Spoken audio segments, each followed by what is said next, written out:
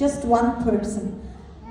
I'm not even telling you take like a group of people. Pray for one special person in your life, or one special friend, one sister or your sibling or your father, your mother, anyone in your family. If you dearly love them, if you think, I don't want their life to be wasted, వాళ్ళు వృధాగా వాళ్ళ జీవితం పోకూడదు, I want them to be saved, I want them to be with me, with the Lord in the heaven. ఒక చిన్న ప్రార్థన. దేవా స్తోత్రము తండ్రి, స్తోత్రము నాయన, స్తోత్రం ప్రత్యేకముగా తండ్రి.